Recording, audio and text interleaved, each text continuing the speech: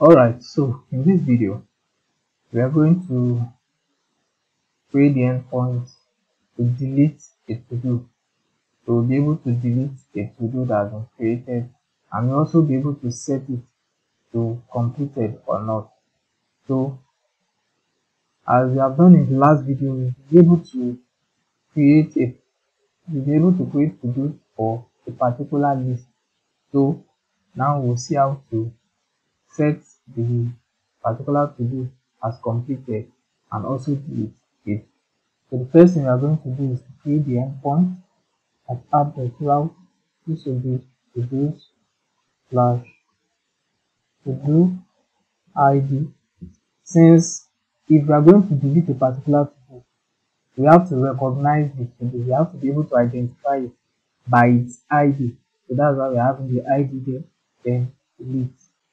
Then the kind of request you are going to make is going to be a delete request.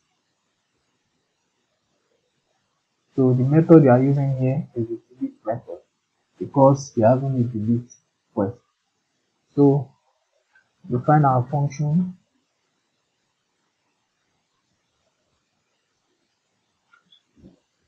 delete to do, and we pass in our argument also, which is the to do ID. So first thing we are going to do is to query the to do that we want to delete. And how do we query the to do? We query it by identifying it with its ID. So to do.query.get to do ID. So any to do that has that ID that will pass in is going to be returned. So once it is returned, what we want our database to do is to delete it. cv.session.delete. We are going to delete the to do. This to do here is what we are going to delete here. And remember, whenever we make any change, we commit to our database. So alright, there is one thing we should also do. There's one thing we should also do. We can, because of errors, I just want us to do it in this particular endpoint. So let's just see, so that in any other case it can also be done on the previous ones. So let's just do it here. You can create a variable and say error is false, default value n. Let's try some error handling. Except bb.session.rollback. So what this basically does is we want to try these things. We want to try it. So at the process of doing this, if there is an error, everything here will stop working. Then it will move right here. So that's what we are trying to do. So if there is an error, it will move right here. Then we want to set that variable error to become true. So it's no longer a false. So that we'll be able to use that variable to declare something. So if there is error, we just want to abort. Else, that means if there is no error, we want to return just a JSONify. So what JSONify does is it helps us to convert a dictionary, Python dictionary, to a JSON object. So what we do, so abort and JSONify. Let's import that. Abort JSONify. So now that we have imported what we need, and I think we are done with the endpoint. And also after the except, we can have finally bb.session.close. So even for the endpoints that we have done before, you can still use this method. To write them so that you'll be able to deal with your errors better. So now that I've written our endpoint, let's go to our web page. Now, unlike what we've been doing before, we've been using forms before. And those of you that are very familiar with front-end web development, you know the difference between using form and between using Ajax. We've been using forms to create our to-do list, to create our to-do list, and to also create our to-dos. So we've been using forms. And when we use form data, there is always reloading of page. But in the case of deleting, we are not deleting is not actually submitting a form. So in the case of this deleting, we are going to be using Ajax. We're going to be using Ajax. We can also use Ajax to create the to-dos and the to-do list, but so that we can know how we can use our endpoints with the form and action. That's why we are doing like that. So for the delete and for the update to do, like when we want to set it to whether it's complete or not, we're going to be using Ajax. So let's just follow along. Although this is not a front end course, but let's just follow along. So what we are going to do is to create a script. Create the script tag. So in this script tag, we are going to write all the logic for deleting the to do. And what we are going to have there is testing. We create a variable for the buttons, the to do button. See, you can see it here. This button is what will delete the to do. So because the button will not always be 1, it can be 2, it can be 3, it can be 4, based on the number of to dos that we have. So we are going to give it a class name. I'm going to give it a class name. I will call it delete to do. So since it is not going to be 1, we'll use document dot query selector all, document dot query selector all. Then we pass in the class name, which is delete to do. Now the next thing we have to do is, like I said before, since it is not just one button that will be there, because we have a lot of to dos, let's also do this. Let I equal to 0, I less than delete to do buttons dot length. That is, the value of I should not be more than the length. So the number of bits will be the number of to do buttons that we have.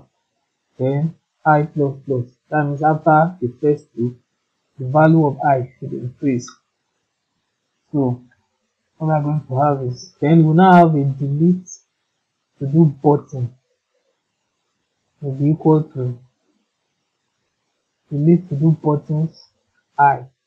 So now that we have this, what we are going to do is, now since we have been able to get just one of the buttons, whichever one it is, we are able to get one, what we are going to do is we are going to assign an event to it. We are going to assign an event to it by using this delete to do button dot add event listener. And what event are we trying to look for? Since it is a button, so we can only listen for a click event because it is a button. So the function that we want to execute is delete to do. So that's that. So now let's go ahead and create that function. This function that we have written here, let's go ahead and create it. Delete to do. We pass in our event as the argument, which is E. So what we are going to have then, the first thing we need is to do ID. We need it to do ID. So the to do ID will be E dot target dot data set dot ID. Now let me explain something.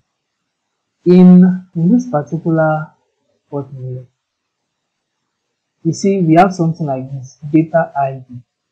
Now the data ID is a unique ID, just like an identifier for this particular for this particular tag.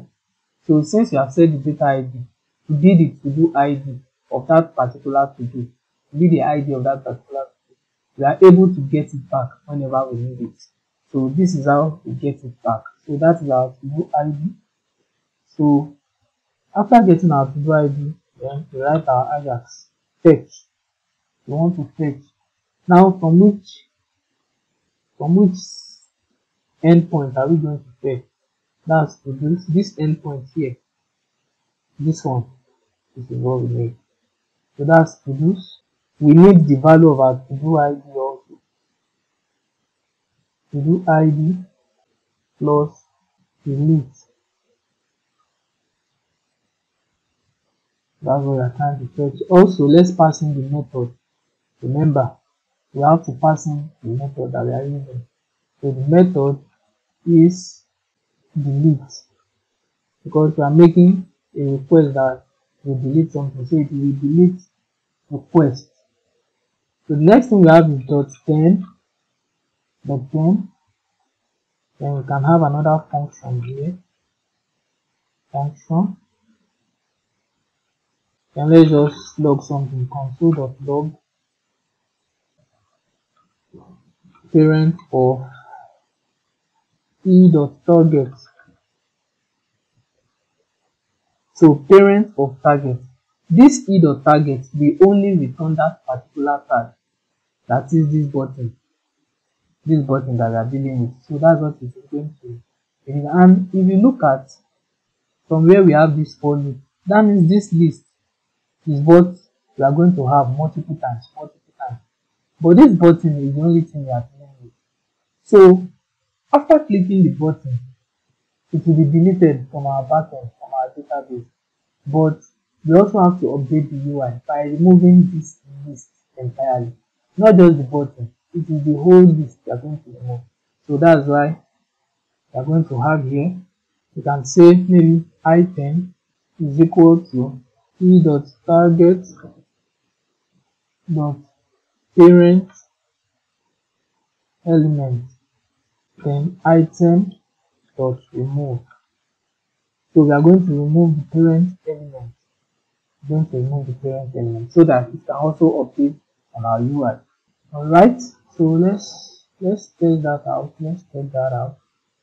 If we have an error or we are good to go. Oh, there's an error here. This has to be methods. So let's try that again.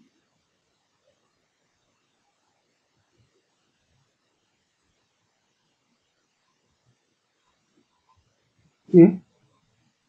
Okay. Now let's try our button.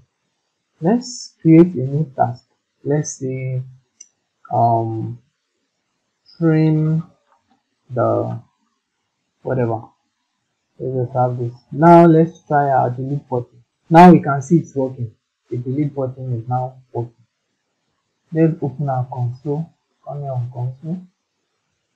Let's try that again. Sleep.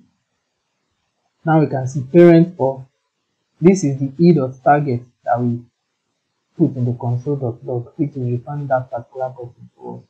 And now we see here, if we add another one, cook the food, create task, then if you want to delete it, you can delete it. And when we refresh, you see, it's not there. So in the next video, we are going to update the to-do, so that when we check this box, it is going to set it to completed. And we also check it from our database whether it's actually set to true or it's true false. See you in the next video.